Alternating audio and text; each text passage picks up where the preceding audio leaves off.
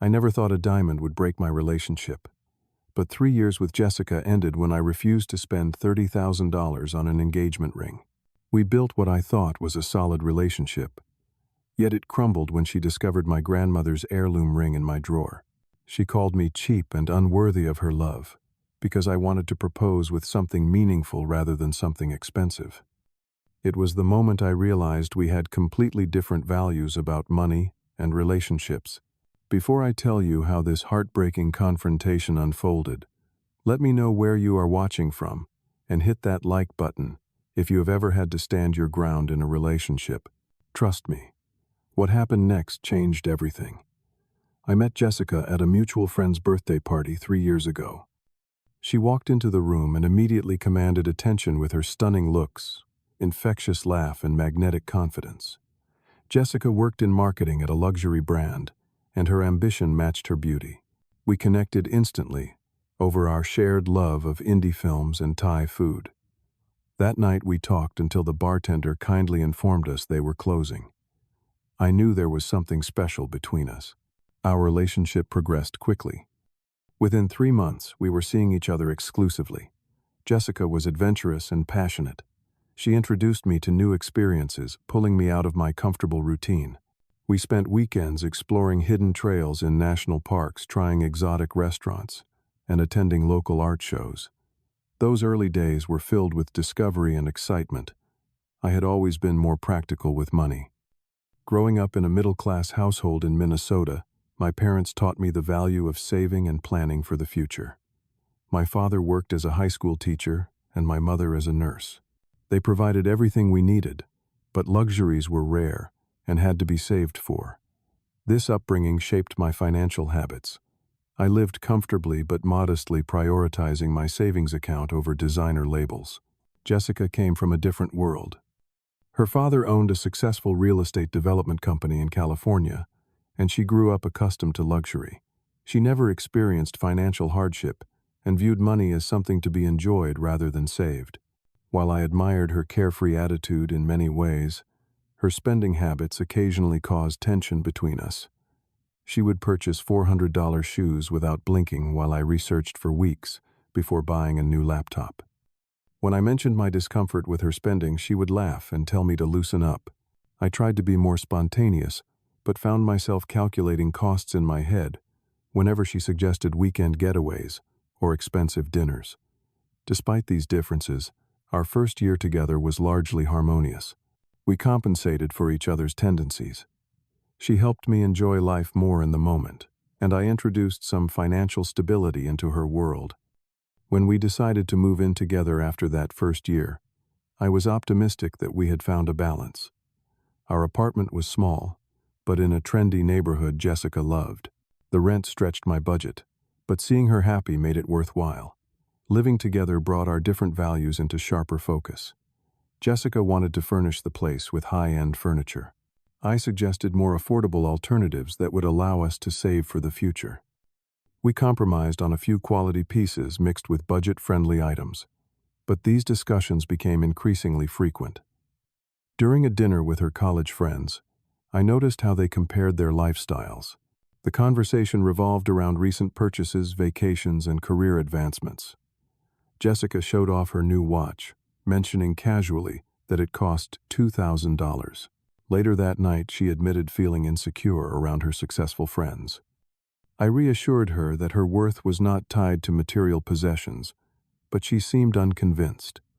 As our relationship progressed, we began discussing our future more seriously. Jessica envisioned a grand wedding at a vineyard with hundreds of guests. She talked about buying a house in an exclusive neighborhood and decorating it with custom furniture. When I expressed concerns about the cost, she dismissed them, saying her parents would contribute and we would figure out the rest. I tried to explain my desire to be financially independent, to build our life together on our own terms. I wanted to save for a modest starter home, establish an emergency fund, and eventually set aside money for our future children's education. Jessica nodded along but continued pinning extravagant wedding venues and luxury home decor. Her friends started getting engaged around our 2-year anniversary. Each announcement came with pictures of large diamond rings, that Jessica would show me with pointed enthusiasm. Her friend Tiffany received a 3-carat diamond from her investment banker boyfriend. Another friend, Amanda, got a custom-designed platinum ring from Tiffany and Company. Jessica began dropping hints about her own ring preferences, sending me links to jewelry websites featuring stones that cost more than my annual salary. The pressure intensified when her mother visited us. Patricia was a polished woman who had built her identity around her husband's success.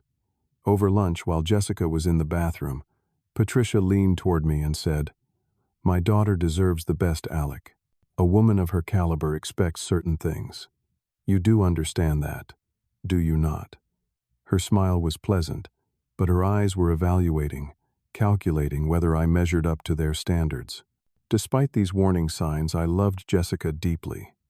Her zest for life, her creativity, and the way she pushed me out of my comfort zone had transformed me in positive ways. I decided that our differences could be overcome with commitment and compromise. After 3 years together, I began planning my proposal. My grandmother had given me her engagement ring before she passed away 2 years earlier. She and my grandfather had been married for 56 years, building a beautiful life together, despite modest means. The ring was simple by today's standards, a small diamond set in white gold, but it symbolized a lifetime of love, respect, and partnership. When she placed it in my hand, she told me to give it only to a woman who valued these qualities above all else. I had the ring professionally cleaned and sized, imagining how meaningful it would be to connect Jessica to this family legacy. I planned to propose at the independent movie theater, where we had our first real date, arranging with the manager to display a special message on the screen before the film. I was nervous but excited, believing in my heart that Jessica would appreciate the sentimentality of the gesture. I returned home from work on a Thursday evening to find Jessica sitting on our bed, her expression tight with anger. In her hand was the small velvet box containing my grandmother's ring. My heart sank as I realized she had found it while searching for something in my desk drawer. The surprise I had carefully planned was ruined, but her reaction was far worse than mere disappointment. "Is this what you think I am worth?" she asked, her voice trembling with emotion. She opened the box and held up the ring between her thumb and forefinger, as if it were something distasteful. "This tiny diamond.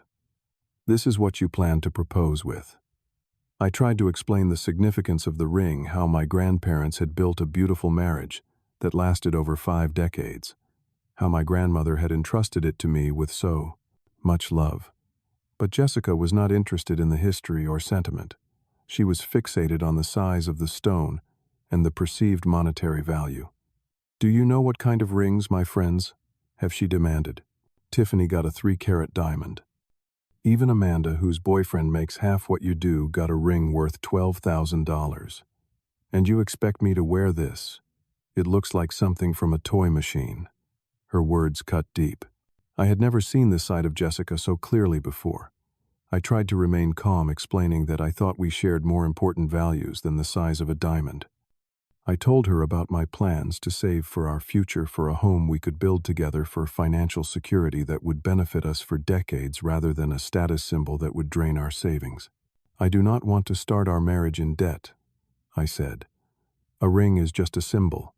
What matters is our commitment to each other." Jessica scoffed. "A ring is not just a symbol. It is a statement about how much you value me. It is what I will show my friends, what I will wear every day for the rest of my life.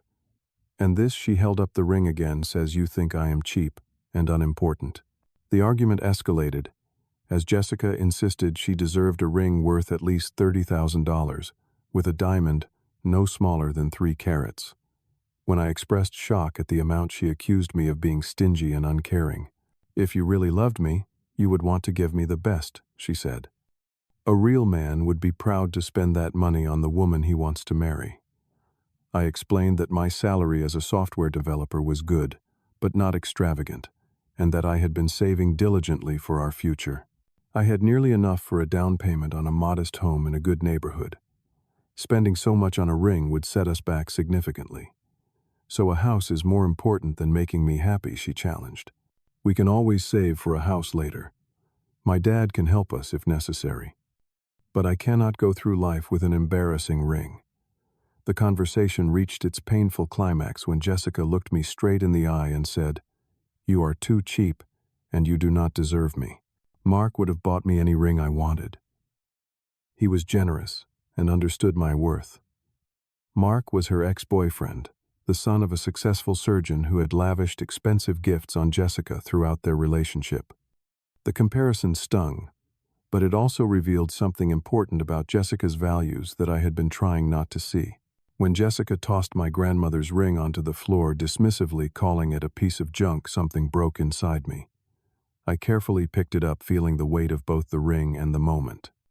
This small circle of metal and stone carried the history of my family, the blessing of my beloved grandmother, and now the painful realization that Jessica and I were fundamentally incompatible.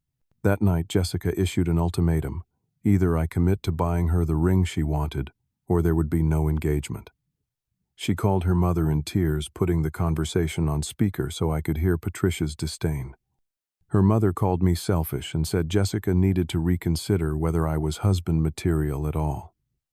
Within hours, Jessica's friends began texting me, expressing their disappointment in my cheapness. One message read, "Cannot believe you think Jessica is only worth a second-hand ring. She deserves so much better than you." The coordinated pressure campaign made me feel isolated and attacked. I spent the night on our living room couch, staring at the ceiling and wondering how we had arrived at this breaking point. That sleepless night on the couch became a turning point in my life. As I watched shadows move across our apartment ceiling, I replayed the 3 years Jessica and I had spent together. With painful clarity, I recognized patterns I had previously ignored or excused. Jessica's constant comparisons with her friends, her dismissal of my financial concerns, her emphasis on appearances over substance. These were not isolated incidents, but reflections of her core values. I remembered the expensive birthday gifts she had expected, her disappointment when I booked a cabin getaway instead of a luxury resort for our anniversary, her embarrassment when we met her colleagues in my practical but ordinary car.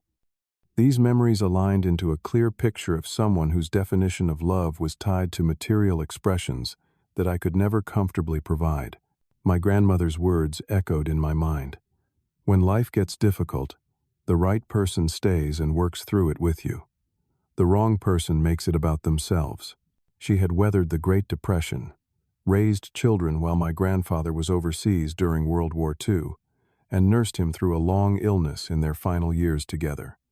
Their love had been tested by genuine hardship, not by the size of a diamond. Around 4 in the morning, I called my best friend Daniel, waking him up to ask for advice. He listened patiently as I poured out the whole story, then sighed. "Alec, you know what you need to do," he said gently. "This is not about a ring. This is about respect for who you are and what you value. If she cannot respect that now, marriage will only magnify the problem." His words crystallized the decision forming in my heart. I needed to end the relationship, not because I could not afford an expensive ring, but because Jessica and I had fundamentally different values that no compromise could bridge. The next morning, Jessica emerged from our bedroom with puffy eyes but a determined expression. She had clearly been crying but seemed to have regrouped overnight. "I am sorry if I was harsh last night," she began, her voice softer than before. "I was just shocked by the ring. I always pictured something different for my engagement."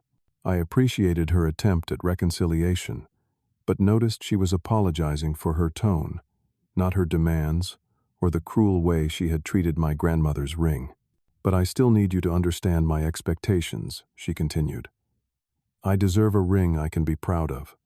We can talk about the exact price, but I cannot accept anything less than 2 carats.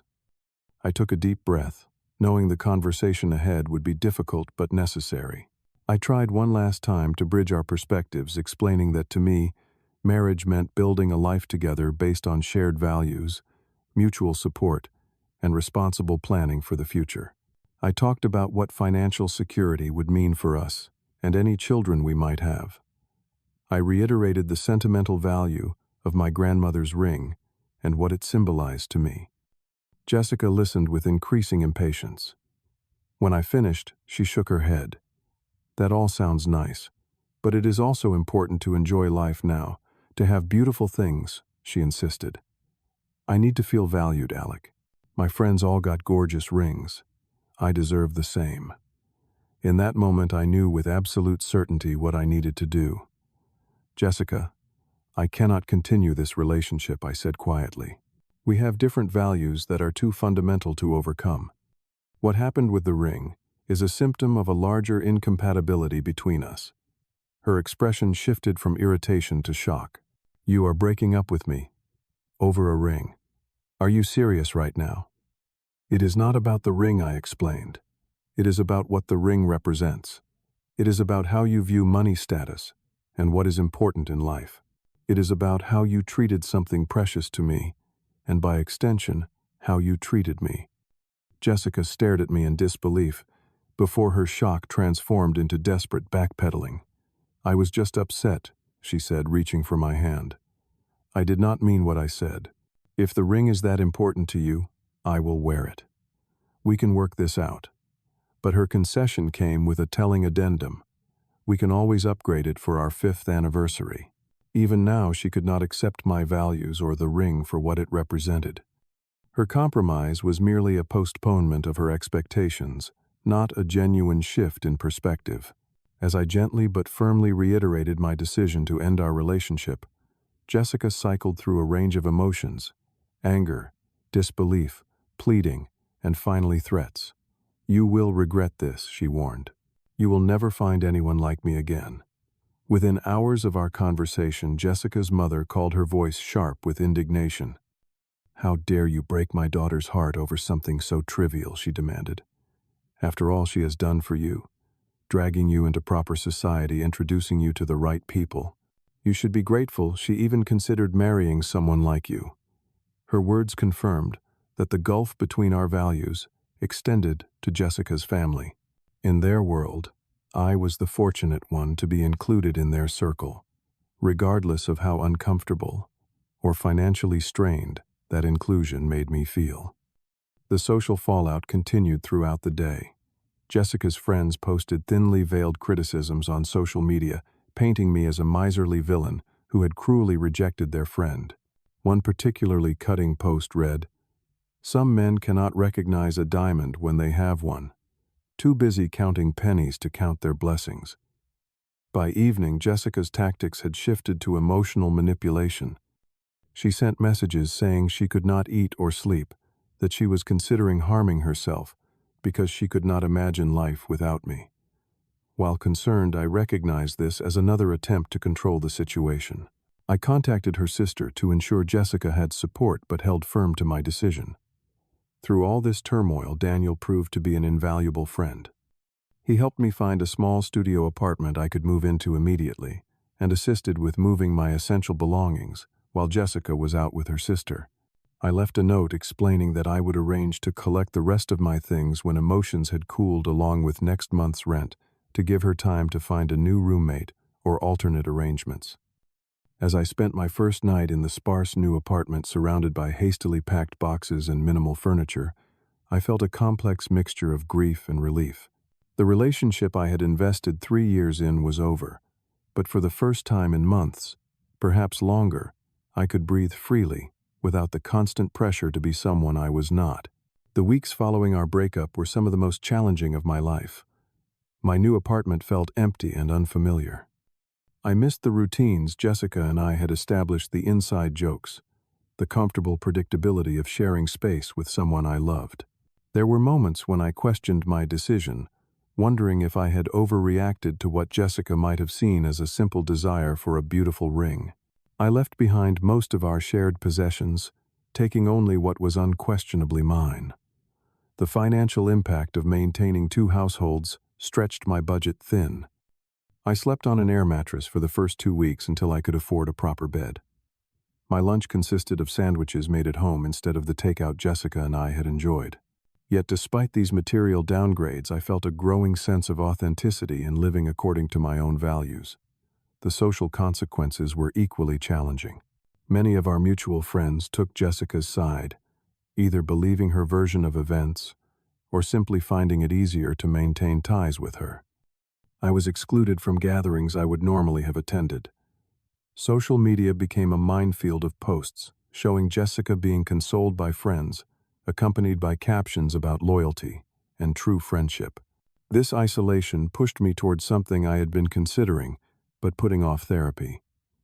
I found an affordable counselor through my company's employee assistance program and began weekly sessions. These conversations helped me process the guilt, doubt, and lingering attachment I felt. My therapist helped me recognize the patterns of financial incompatibility that had been present throughout my relationship with Jessica and how those patterns might have played out in marriage. I started rebuilding my life piece by piece. I established new routines focusing on self-care habits that had fallen by the wayside during my relationship. I resumed morning runs, joined a local book club, and reconnected with old friends who had drifted away during my years with Jessica. I rediscovered interests. She had subtly discouraged woodworking, documentary, filmmaking, volunteer work at the local animal shelter. At work, my performance improved as I channeled more energy into projects I cared about. 6 months after the breakup, I received a promotion that came with a significant salary increase. The irony was not lost on me now. I could more easily afford the expensive ring Jessica had demanded, but the experience had fundamentally changed my perspective on what mattered in a partnership. My savings account grew steadily. The down payment fund, that had been a source of contention between Jessica and me, now approached my target amount. I began seriously looking at properties in neighborhoods I liked, imagining a space that would be entirely my own, decorated according to my preferences without compromise. Nearly 6 months after our breakup, Jessica reached out unexpectedly. Her message appeared on my phone on a Sunday morning as I was preparing for a hike with Daniel and some new friends from the book club. "I need to talk to you," she wrote. "I have been doing a lot of thinking. Can we meet for coffee?" Against Daniel's advice, I agreed to a brief meeting at a neutral location. When Jessica arrived at the coffee shop, I was struck by both the familiar feelings her presence evoked and the emotional distance that had grown between us.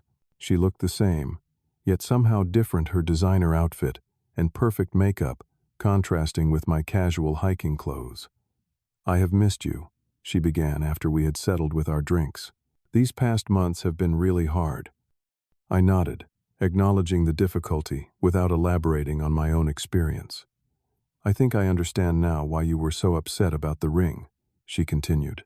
"I have been dating a bit, trying to move on. I met some guys with plenty of money who would buy me anything I wanted." She paused, stirring her latte. "But they only seem to care about how I look, what I wear, how I make them look to others. None of them know me the way you did." Her words seemed genuine, and I felt a momentary softening. Had she truly gained insight into what had driven us apart? I realized that maybe I was too focused on the wrong things, she admitted. "I thought about your grandmother's ring and what it meant to you. I was selfish." She reached across the table, her hand stopping just short of touching mine. "Do you think we could try again? I could be different. We could compromise." For a brief, disorienting moment, I considered it. The familiar pull of our connection, the shared history, the comfort of returning to someone who knew me so well, all of it tempted me to say yes. But then Jessica continued. "I still think we could get a nicer ring eventually," she added. "But I could start with your grandmother's ring if it means that much to you." And there it was. The same fundamental misunderstanding of my values, just packaged more diplomatically. Even now, she saw the heirloom ring as a temporary concession, rather than an expression of what I believed about love and commitment. I thanked her for reaching out and for her reflections, but gently explained that I had moved on. I wished her well, but made it clear that rekindling our relationship was not something I wanted. She left the coffee shop in tears, and I felt a complex mixture of sadness and certainty. Later that week, Daniel revealed something that confirmed I had made the right decision. A mutual friend had confided that shortly after our breakup, Jessica had boasted about throwing my grandmother's ring in the trash, calling it worthless junk that she would never have worn anyway. Whether this was true or an exaggeration born from hurt, It crystallized the fundamental mismatch between us. Someone who could treat a family heirloom with such contempt even in anger was not someone who shared my values.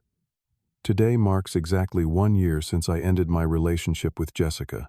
Looking back at that difficult time, I can see how much I have grown and learned about myself.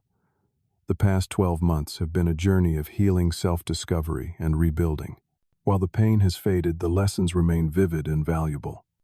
I realize now that I had ignored numerous warning signs throughout our relationship, dismissing them as minor differences rather than fundamental incompatibilities.